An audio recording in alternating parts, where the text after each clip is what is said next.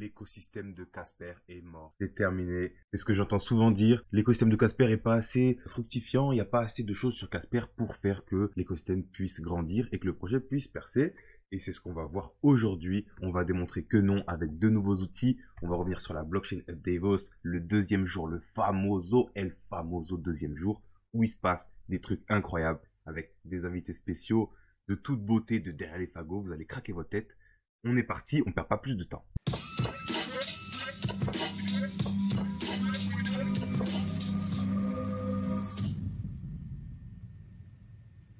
J'espère que vous allez tous très bien. Casper, ce token de Layer 1 qui concurrence Ethereum, en fait, qui l'explose déjà sur tous les domaines à peu près, hein. À part bien sûr l'adoption, et c'est là où nous on se place, parce qu'on a des prix qui sont ridicules pour ce genre de token.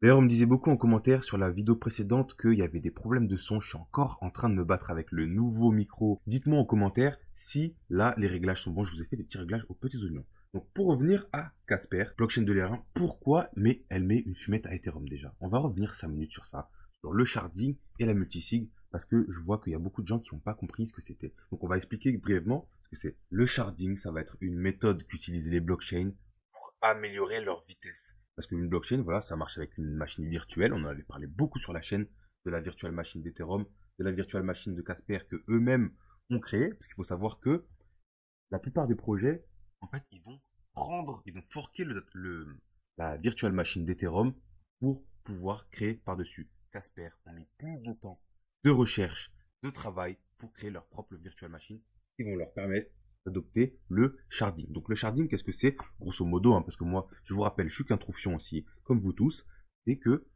on va distribuer les informations reçues par la machine virtuelle. Les sets de données vont être distribués sur plusieurs bases de données. Donc au lieu que un ordinateur, une machine virtuelle à tous les calculs, ça va être 3 machines virtuelles qui vont se concentrer sur chacune une tâche. On avait Mrinal Manoir qui nous avait parlé dans un amas de voir ça un peu comme une autoroute où on aurait beaucoup de trafic sur l'autoroute. Et donc s'il y a un seul point de péage, vous voyez, le node ça va être le point de péage. Et s'il y a un seul point de péage, eh bien, on va avoir un engorgement. On va avoir un engorgement du trafic qui va ralentir grandement le réseau. Et donc, qu'est-ce qui se passe? Eh bien, on met plusieurs points de péage. Donc, l'ordinateur, la machine virtuelle, va séparer ces sets de données en plusieurs pour les faire à plusieurs ordinateurs différents. Et le problème sur les réseaux normaux, c'est que là, on n'a peut-être pas forcément assez d'ordinateurs, on n'a pas forcément assez de puissance de calcul. Eh bien, sur une blockchain, le problème est réglé puisque on peut travailler avec les machines virtuelles. Donc ça va être un des gros avantages de Casper. On se retrouve sur casperecosystem.io. Je vous mets le lien en description si vous voulez aller faire un tour. Donc nouvel outil mis en place par les équipes de Casper, Casper Lab. Je rappelle que ce sont tous des entités différentes hein, parce que Casper est décentralisé. Bien sûr, ils travaillent ensemble, hein, ils ont des amas, ils ont des calls où vraiment ils échangent ensemble. Et ça, c'est quelque chose que j'ai remarqué de par mon exploration de l'écosystème depuis voilà, à faire un petit moment maintenant. Ils sont vraiment connectés. Hein. Donc les plus petits des projets, et on va en parler hein, de certains projets qui sont oubliés, totalement oubliés, mais auxquels moi je crois encore, ils sont quand même en contact avec les équipes Casper. On voit qu'il y a Meda Parlikar, elle est quand même derrière tout le monde. On sent son aura influence vraiment toute l'équipe. Quoi. Elle a un acquis incroyable. Elle a le acquis des rois pour ceux qui connaissent. Donc Casper Ecosystem.io. Regardez-moi ce petit site très sobre, franchement. Et c'est parfait. Très sobre, oui, voilà, bref. Et ici, on va voir les features projets. Les features projets, donc on voit les partenaires de Casper. On avait déjà vu Dot Oracle dans la vidéo précédente. Je vois qu'il y a un exchange UOB qui propose Casper. On m'avait fait remarquer aussi dans les commentaires, j'avais parlé de Bybit, où je vous avais dit que Casper était disponible, et il n'est pas encore disponible sur Bybit, erreur de ma part. Donc je vous laisse quand même le lien en description, parce que Bybit, on va en reparler dans une prochaine vidéo. Vraiment un de mes exchanges préférés. Vous avez quand même 20 € d'offert pour toute nouvelle inscription. Vous avez le lien en description. En tout cas, on a OKEx, on a et donc UOB, qui sont des exchanges qui proposent le Casper. Et moi, je vous recommande Gate et Ascendex, et en espérant que Bybit pose bientôt le Casper, et il y a intérêt. Mais bon, il y a d'autres exchanges, d'autres infos de malade mental qui arrivent, donc vous en faites pas. Metacask, on se rappelle, qui ont fait la vente, donc une des premières ventes d'objets physiques par NFT rares, c'est-à-dire un fût rare de whisky Macallan, qui est un whisky de collectionneur qui a été vendu pour plusieurs centaines de milliers d'euros. On avait vu ça dans les vidéos précédentes. Je vous conseille d'aller les voir vous avez la playlist Casper qui est disponible. Et donc, Casper Ecosystem.io, qu'est-ce qu'on va pouvoir retrouver? On va pouvoir retrouver tous les membres de l'écosystème. Regardez, ils sont tous classés. Donc, on a Casper DAO, ça je connaissais même pas, non, c'est CSP DAO. On a Civilabs, CDVC, Casper.live, etc. On a vraiment tous les acteurs. J'étais à la troisième page. Donc voilà, on a les SDK, les infrastructures comme Amazon Web qui sont partenaires officiels de Casper. Et j'ai retrouvé, regardez, APOC NFT Game. C'est un petit jeu que je suivais. Et ça, si vous voulez mon avis, c'est à cause du bear market. La hype Casper, elle est toujours là. Je la sens et c'est normal, je suis dedans aussi, vous allez me dire. Mais c'est un projet qui intéresse beaucoup le grand public aussi.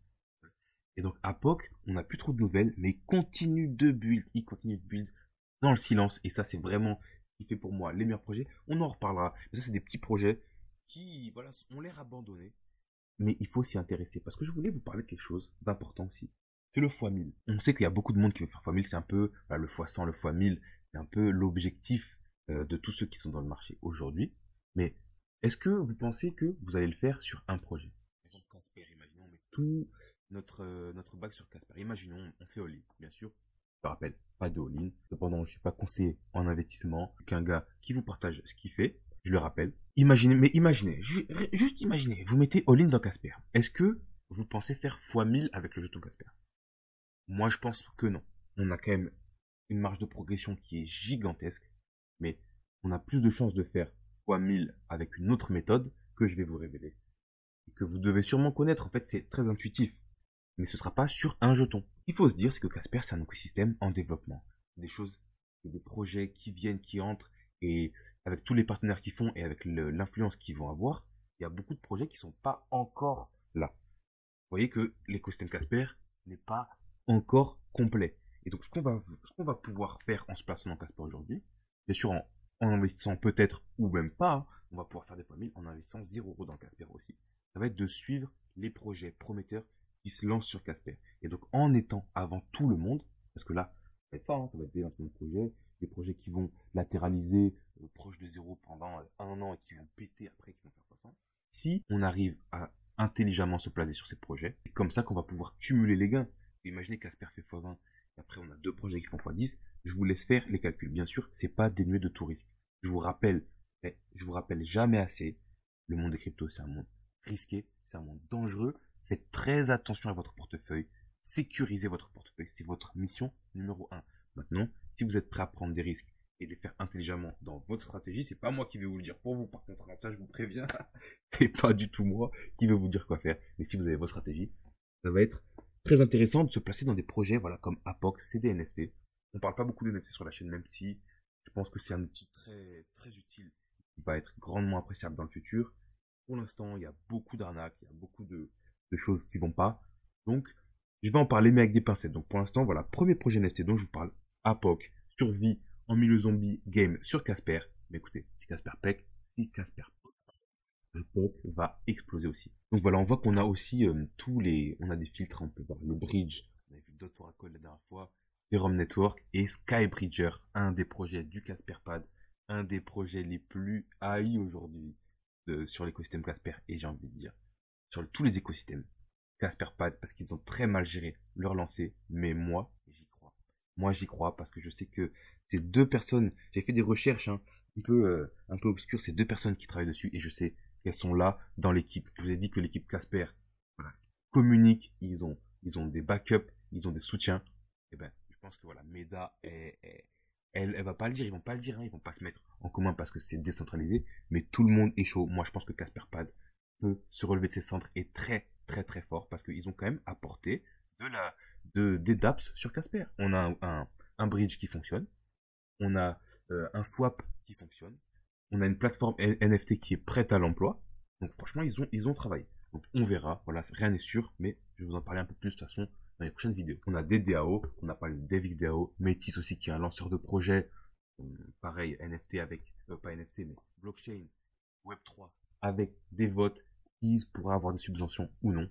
Voilà, donc c'est un peu dans le même style que Devix DAO, un genre d'incubateur de projet. Et on a encore beaucoup de projets, des dApps, la DeFi, éducation aussi. On a vu cryptonaire, je connais pas du tout. Ça veut dire que ça va arriver. On va voir ça. Moi, ça m'intéresse beaucoup. On a des exchanges, le gaming, infrastructure, etc. Launchpad avec Casperpad et un Launchpad. Et je pense que s'ils restent placés là-dedans, parce qu'ils ont une place de choix. Regardez, ils sont placés dans l'écosystème Casper, ils sont reconnus. Ils ont fait un taf qui existe, qui est là. Donc même s'ils ont mal géré leur lancement, ils ont mal géré leur avancement, mais en même temps, bear market, Casper, pareil, hein, tout le monde se tait. On fait le dos rond et on attend que ça passe. Mais s'ils reviennent, on va pouvoir faire des profits de fou. Bon, bref, je vais pas rentrer dans les détails. On reviendra sur tout l'écosystème dans une autre vidéo. On essaiera de creuser un peu, trouver des petites pépites ensemble. Si ça vous dit, dites-le moi en commentaire d'ailleurs. Ça vous dit, on essaie de trouver des petites pépites avant tout le monde. Hein. Objectif Bahamas. Les Bahamas, ils vont pas se faire tout seuls. Il va falloir prendre quelques risques, je pense. Bien sûr, gérez-le. Gérez votre risque. Hein. Faites très attention. Ne suivez pas vos calls. Faites vos propres recherches, etc., etc. Mais ça va se faire.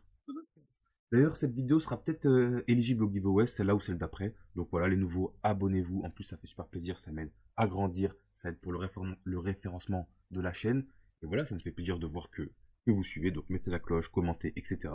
Et en plus, vous pourrez être éligible au giveaway qu'on fait de temps en temps sur la chaîne. Donc avant de passer à la Blockchain Hub, le jour 2, le jour de tous les dangers, le jour de toutes les infos cruciales, là où tout a changé, je voulais juste vous rappeler la présence dans l'écosystème Casper de la fondation Hyperledger. La fondation Hyperledger, on a fait une vidéo dessus, je te la mets en pied juste au-dessus.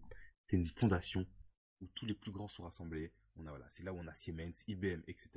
On a XRP, Ethereum aussi. On a une mise en commun des actifs digitaux. C'est comme un peu une blockchain privée pour les entreprises. Donc, allez voir la vidéo. Mais ça, c'est vraiment un des points cruciaux de l'avancée de Casper en 2022, 2023, 2024. Go Blockchain Hub 2023. Franchement, je suis trop content de pouvoir analyser ce petit jour avec vous. Donc, je le rappelle, la Blockchain Hub, qu'est-ce que c'est? À Davos, tous les ans, il y a un rassemblement des plus gros entrepreneurs et des plus gros fonds spéculatifs.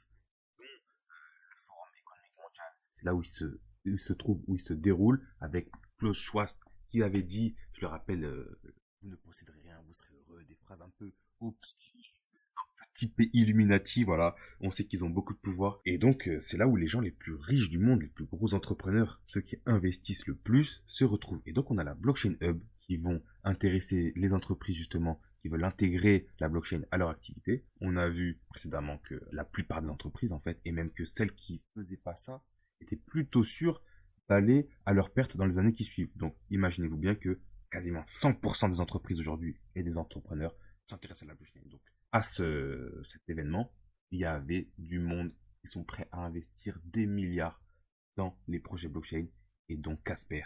Et donc c'est ce qu'on va voir aujourd'hui avec des invités qui vont nous parler de choses vraiment importantes et très intéressantes pour pouvoir vous placer vous dans cet écosystème en fait, qui va grandir. Donc avec ces informations, je vous conseille de prendre par exemple une petite feuille, un papier ou de noter sur votre portable les 2-3 notions qui vous intéressent, d'aller regarder ce qui se fait pour vous pouvoir vous placer avant les autres. Aujourd'hui, ces technologies sont regardées que par les gros investisseurs. Et ils attendent qu'une chose, ces gros investisseurs, que le grand public s'y intéresse. Et là, c'est là où il y a des choses extraordinaires qui se passent, où on a des pumps incroyables de tous les côtés. Donc, faites votre stratégie en fonction de ça. Alors, on est parti. C'est en anglais, mais vous inquiétez pas, je vous fais la traduction. Et on a des intervenants, dont un, vous allez craquer votre tête. Et craquer votre tête quand vous allez voir ce qui est en train de se passer. Voilà, on est parti. At Droplink. He'll be taking a look at decentralized commerce at scale, introducing Casper shops on Droplink. Let's give a very warm welcome to Ollie. Hey. Thank y'all very much. Again, I'm Ollie Samore, and my team and I are disrupting commerce as we know it. And so what Droplink is cross-chain infrastructure for Web3. So let's jump right into it. There is a massive shift happening in commerce right in front of us. And we're beginning to see from Web 1 to Web 3 this entire Donc là, lui, il vient dire que lui va proposer une analyse sur shopping, le marché. Pour lui, dans une économie saine, une économie qui avance, il y a forcément des marchés. On l'avait vu avec les boutiques en ligne, le e-shopping, le e-commerce. Vous voyez qu'au début, on avait des boutiques physiques, hein, c'était les magasins, bien sûr, ils sont toujours là les magasins, hein. On va toujours en avoir besoin et d'ailleurs on va en reparler dans la vidéo, mais bref, c'est les magasins, et il y a eu l'essor du e-commerce qui a complètement écrasé la majorité des magasins physiques. Voilà. Et pour lui, le shopping va devenir une composante essentielle de la blockchain aussi. Are going to be doing commerce online. With Web 1, it really started with search to buy. With Web 2, we moved into discovery mode where people would be inspired or find something that they like on social and then end up on a centralized commerce platform that help people open up shop and sell. Voilà, donc là, il a retracé le parcours des shopping, des commerces. Donc au début Web 1, on avait Amazon. Donc ça, c'était après la fin des commerces physiques, avec le début du e-commerce, du e-shopping, Google, Amazon. Avec le Web 2, on a Shopify, par exemple. On va utiliser Instagram pour amener des clients sur Shopify, pour pouvoir faire des ventes, etc. Donc, et chacun peut un peu vendre son produit, son petit truc, etc. Et avec le Web 3, ça va être la contribution. Exactement, tout le monde pourra vendre son propre produit, ou par exemple un produit physique qui sera attaché à un NFT, ou alors des trucs comme ça. Donc il va y avoir plein d'applications, j'imagine, hein. Franchement, moi j'en sais rien, hein. Je vous dis, je regarde les choses se faire, et je me dis que peut-être il va se passer des choses. Bon, on voit déjà, ouais, avec les Bored Yacht Club, images de singes, dont on avait parlé, c'est vraiment la surface, quoi. Vous vous rendez compte? Aujourd'hui, on a un outil tel que les NFT qui permettent d'avoir un acte de propriété qui est par personne en fait, hein. Il n'y a pas de tiers de confiance, donc on se fait tous confiance les uns les autres pour la propriété et chacun est d'accord pour dire ok ça c'est à toi. Et on a fait quoi? Des images de singes. Ça casse de rire, mais en même temps, je trouve ça marrant déjà d'une. Et en plus, ça a toujours été comme ça la technologie. Quand personne n'y croit, c'est les gens ils se l'approprient et c'est toujours pour faire des trucs un peu marrants. Mais regardez l'influence que ça a eu. On a eu les plus grands rappeurs, les plus grandes personnalités du monde qui avaient des Bored Club. Donc ça peut être intéressant de voir comment les choses se passent. Et croyez-moi, il y a des cerveaux, tout le monde n'est pas con. Donc le NFT va avoir des utilités, je pense, assez impressionnantes. In Web 3, it's entirely different. The paradigm shift has become more around community-driven commerce. And what community-driven commerce means is that people, as customers, community members, and companies are all co-contributing together to benefit from shared IP and shared rights, compounding audience distribution. Voilà, donc super intéressant. Le Web3, qu'est-ce que ça va être? Tout le monde devra contribuer. Donc, que ce soit les entreprises, les possesseurs des titres de propriété ou alors la communauté, tout le monde mettra sa main à la pâte pour que l'écosystème puisse marcher, pour que le marché puisse se faire entre nous, hein, et sentir de confiance. Et donc chacun aura sa petite rétribution et son petit rôle justement dans cet écosystème. Et je trouve que c'est super intéressant. Ça va nous changer. Si ça fonctionne, si tout le monde se chauffe, ça va nous changer de tous ces marchés unilatéraux où vraiment il y en a un qui se gave et les autres non. Ou même Shopify ou Vinted et tout. Vraiment la plateforme qui se met bien tout seul sur le dos des gens qui font commerce. Alors que eux ils proposent juste une plateforme en fait. Juste une plateforme, hein. Alors que là, tout le monde pourra contribuer à mettre la plateforme en place. Et donc tout le monde sera justement équitablement rémunéré. Et je trouve que c'est normal. Et j'ai hâte que ça arrive. J'ai hâte que ça arrive vraiment. Au-delà de faire des profits, au-delà de faire des fois 100, des fois 1000, ce sera un marché plus juste et on pourra découvrir des nouvelles choses, je pense. Along with the ability to co-promote and co-sell with one another. But let's break down what that takes to actually happen at scale. So, there are three core pillars that are needed for Web3 commerce. The first being crypto payments, along with wallets. The second is the ability to sell both digital and physical goods. And the third being on-chain community marketing with attribution. Donc trois piliers vont être nécessaires pour mettre en place justement ce shopping du Web3, le blockchain shopping. Il va falloir de quoi payer en crypto, bien sûr, hein, puisqu'on vend de manière décentralisée, du coup il nous faut des transactions décentralisées, donc le paiement par crypto. 2, la capacité de vendre ces biens physiques et digitaux. Je mets le petit parenthèse sur physique et digitaux, donc il n'y aura pas que du bien digital, enfin bref, la capacité de pouvoir le faire, donc des marketplaces, des blockchains qui sont reliés, etc. Et 3, un marketing de communication peut se faire on-chain. Donc on va pas avoir affaire à des régies publicitaires qui vont se mettre plein les poches, il va falloir que la communication puisse se faire directement par la communauté, directement sur la blockchain. Donc avec ces trois piliers, on va pouvoir mettre en place ce système de shopping Web3. She enables this for any marketplace, retailer, brand, or DApp. This first pillar, merchants have already begun to quickly accept crypto payments. PayPal already anticipates more than 25% of their merchants accepting crypto payments today in the US, with over 75% projected to happen in the next 18 months to do the same. Voilà, et donc pour lui, déjà le premier pilier, il est quasiment érigé, parce que déjà la plupart des marchands ont déjà accepté rapidement l'adoption des crypto-monnaies. Par exemple, il fait le parallèle avec PayPal, qui ont toujours été des pionniers de toute façon dans le monde digital, qui eux acceptent déjà les paiements crypto pour la plupart de leurs comptes, la plupart de leurs partenaires. And Powerhouse, when we talk about that second pillar of digital goods, killed it in 2022 on first and secondary sales. And you can see that there are billions of other creators, companies, and communities looking to do this.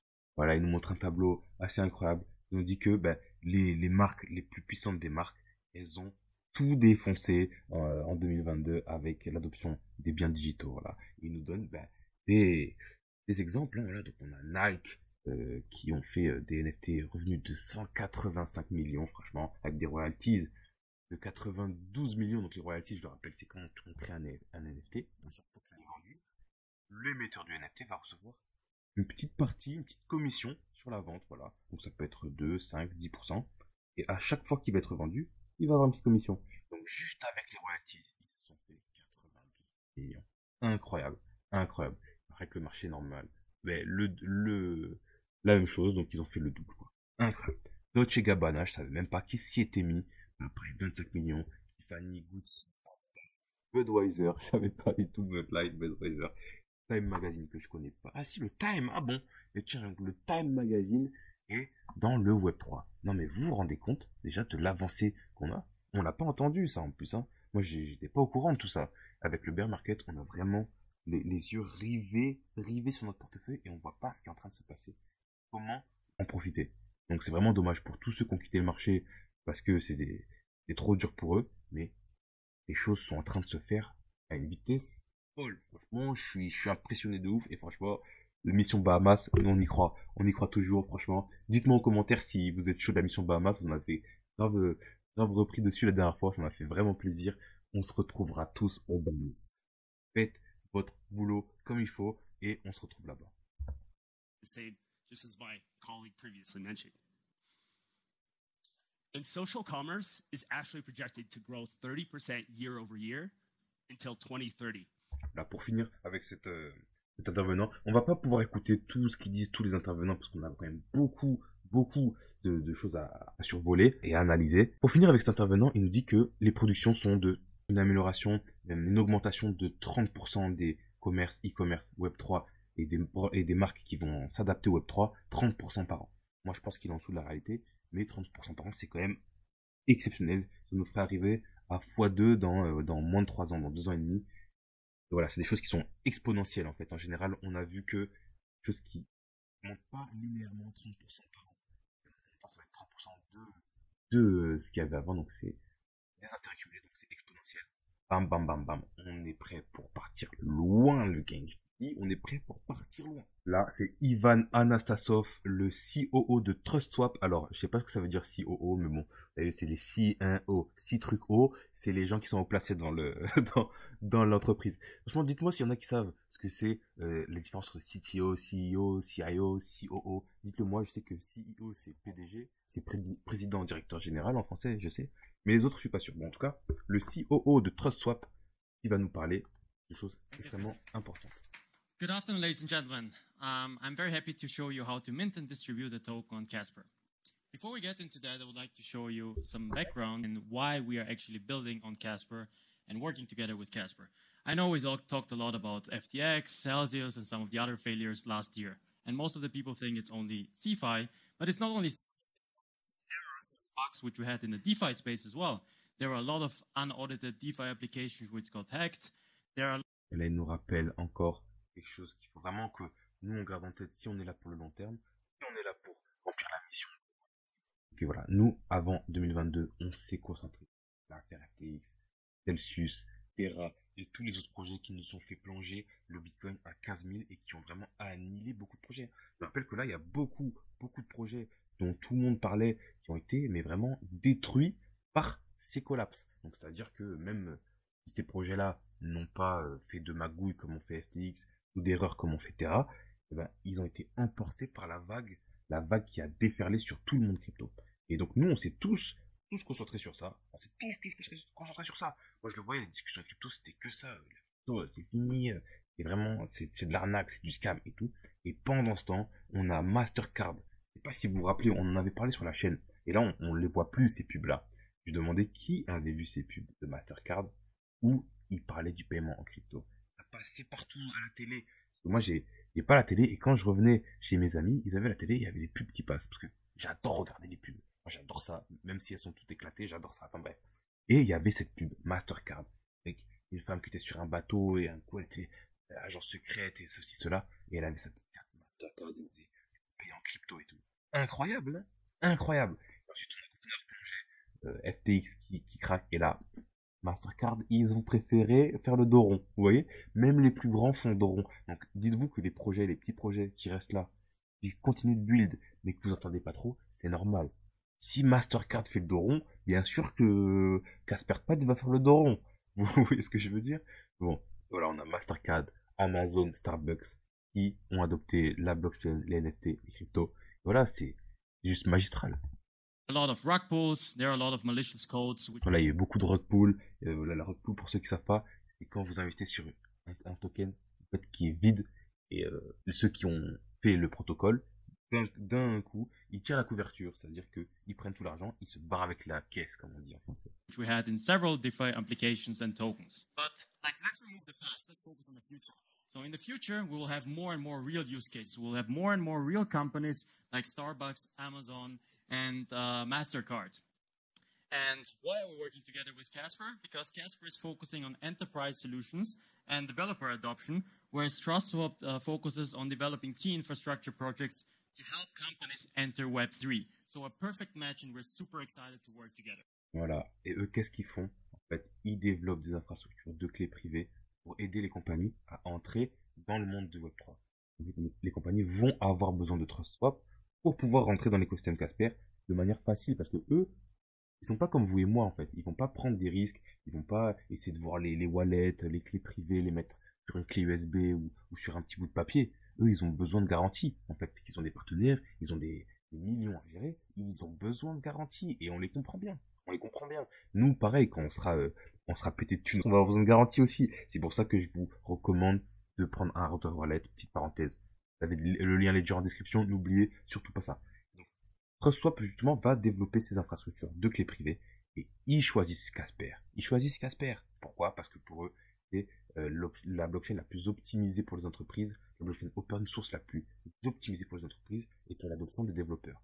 Ils ont vraiment mis le paquet sur ça. On a des traducteurs, on a du no-code, on a DevXDAO où tous les développeurs peuvent venir chercher des subventions avec Métis, etc., etc. So, what are we doing?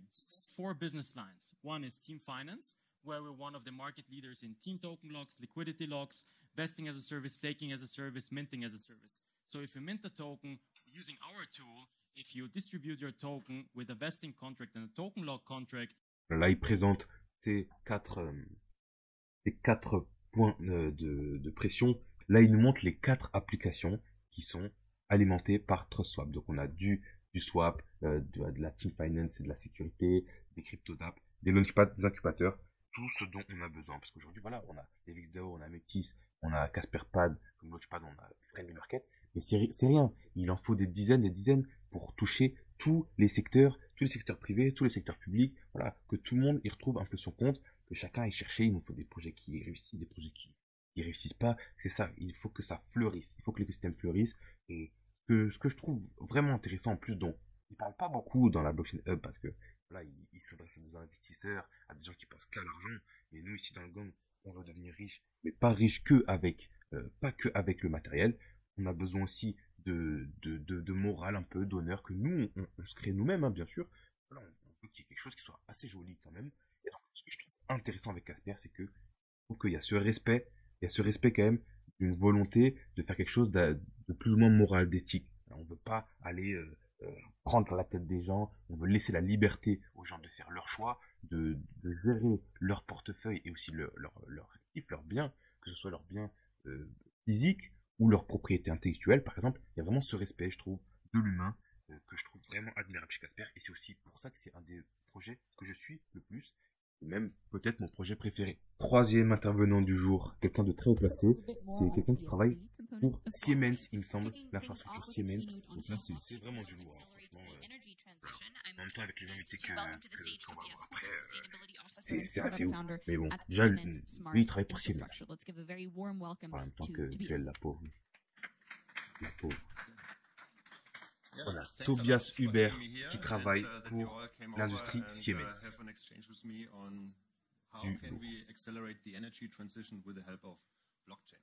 Déjà, oh là là, déjà, voilà, on parle sérieux. Comment accélérer la transition énergétique avec la blockchain? Voilà, la transition énergétique, je vous le rappelle, c'est le fait de transformer l'infrastructure du marché du capital pour coller au respect de l'environnement. Et je trouve ça dommage d'utiliser le mot transition énergétique, parce qu'on sait aujourd'hui que quand on parle de transition énergétique, c'est plutôt comment garder cette nécessité de respecter l'environnement, mais tout en gardant les profits créés par les moyens de production, ce qui est assez compliqué. Mais bon, c'est un détail. Voilà. Je pense qu'avec la blockchain, justement, on va pouvoir faire se concilier en fait ces besoins qu'ont les humains. Here and that you all came over and have an exchange with me on how can we accelerate the energy transition with the help of blockchain. First, il parle de accélérer cette transition. En même temps, on rappelle, c'est quand même Siemens, c'est pas forcément les gens les plus moraux du monde. Mais ils ont du bif. On peut leur récupérer un petit peu. Je dis pas non. Private sector is interested to take in and to invest and to develop a business there. But private sector needs framework, and private sector also needs a kind of regulatory environment to work in that also pushes topics forward. Voilà, par contre, là, il parle de quelque chose qui est vrai. Donc, les acteurs vont avoir besoin de régulation pour pouvoir amener cette transition. Parce que si ça se fait n'importe comment, bah, on sait que ça peut facilement partir en sucette. Donc, il faut qu'il y ait des régulations sur ceux qui font appliquer cette transition énergétique, mais en même temps que le marché des énergies soit dérégulé, lui, de son côté. And I always try now to bridge into what does it mean for blockchain. When we talk blockchain, we definitely need to have more confidence in the assessment of security tokens. What is a security token and how is it treated?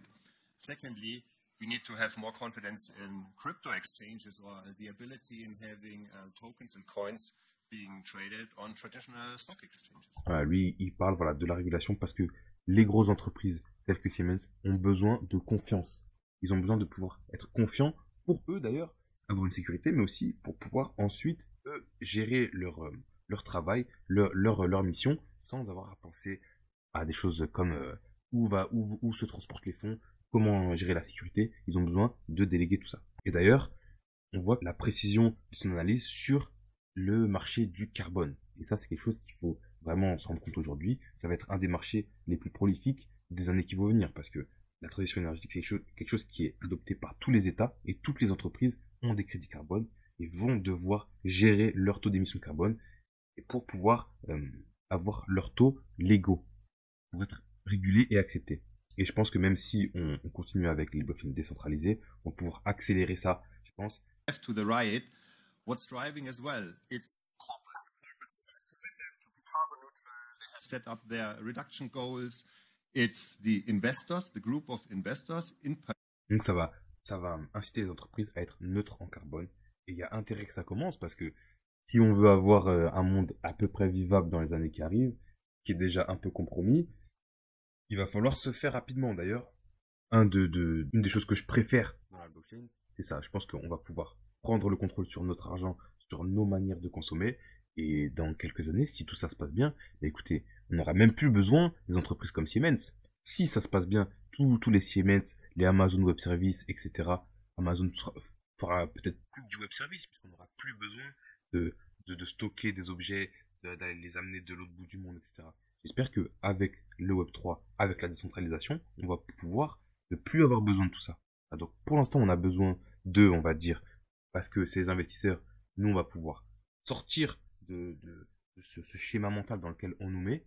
Et si on arrive à acquérir la richesse et la sécurité, on va peut-être pouvoir commencer à penser à nos manières de consommer et à nos manières de vivre et pouvoir vivre dans un monde peut-être un peu plus juste nous, on aura la force de l'imposer. Vous voyez ce que je veux dire? Particular institutional investors that are active in the Enfin, bref, on va arrêter avec le patron de CMS. Je voulais juste vous montrer que voilà, il y a quand même des gros acteurs sur ce marché, des très très gros acteurs, et aussi ils sont intéressés par les nouveaux narratifs du marché, tels que la blockchain, le Web3 et les crédits carbone, qui sont vraiment cruciaux pour les entreprises aujourd'hui. Elles ont le goulot d'étranglement de la transition énergétique, qui, je l'espère, va accélérer dans les prochaines années. Et regardez qui on retrouve assis dans le fauteuil des rois. Franchement, dès qu'elle est arrivée, j'ai failli tomber de la chaise. Je vous dis la vérité, j'ai failli tomber de la chaise. Son aura est trop puissante. Meda Parlikar, voilà, tout à droite, accompagné de ses lieutenants. Je pense qu'ils ont des katanas ou des épées derrière. Là. Franchement, vous sentez pas cette pression? Vous sentez pas cette pression? C'est incroyable, voilà. Meda qui arrive et Meda qui est dans une situation. Regardez, on l'a jamais vu aussi calme. Aussi calme, aussi concentré. What are we here for today? Kind of just it's huge, but it's even a bigger thing for Regardez, elle est là, elle est calme, elle écoute. Qu'est-ce que ces lieutenants ont à dire? Oui, c'est ouf, elle parle pas. Je vais vous montrer quelques passages. And the future is so bright. I'm so excited to be here. Elle est vraiment trop chaud. Ça se voit qu'elle est chaud et je vais vous dire pourquoi. Elle est calme, mais elle est chaud. Elle est très chaud parce que, justement, l'intervenant qui arrive après, c'est une dinguerie. C'est une dinguerie, le gang. C'est une dinguerie. Et je pense que on va l'analyser la prochaine fois parce que là, ça commence à faire une longue vidéo et il y a encore beaucoup d'infos à voir. Je vais vous spoiler, je vais vous teaser un peu. Hein. Mais vous allez comprendre pourquoi elle est aussi... elle est pas bizarre, mais... Elle est calme, elle parle pas, elle attend, elle est chaud. Regardez, elle est encore là avec deux de ses généraux, ces généraux de guerre là, et on l'a jamais vu aussi peu parler.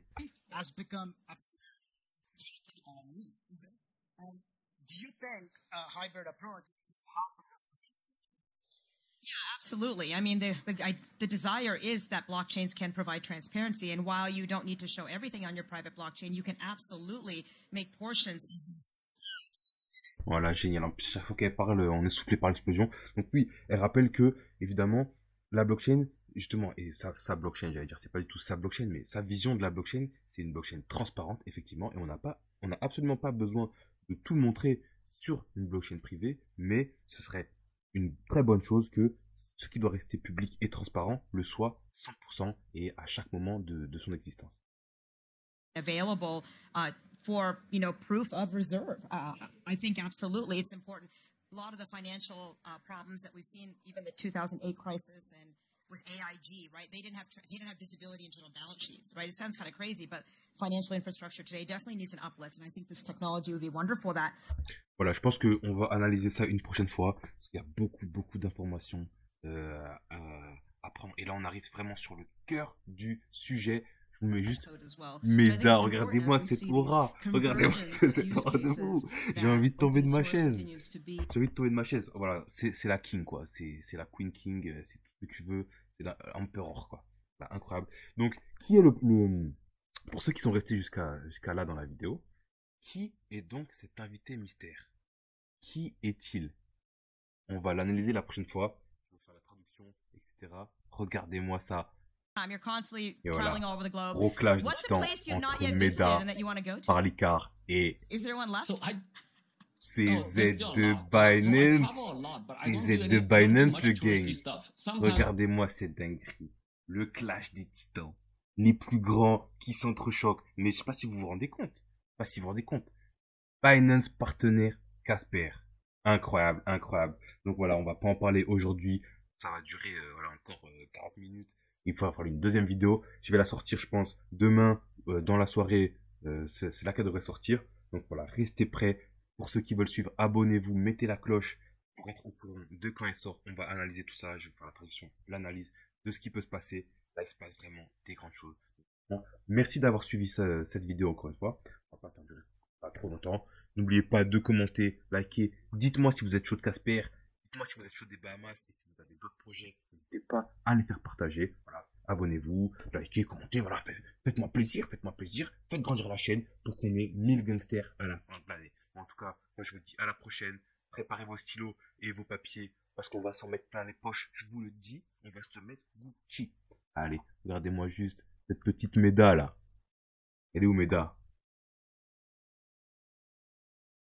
Voilà, on s'arrête sur cette belle image, MEDA et CZ qui sont en train de discuter du futur. Donc voilà, moi je vous conseille de monter. Je vous conseille rien du tout, je suis pas conseiller financier.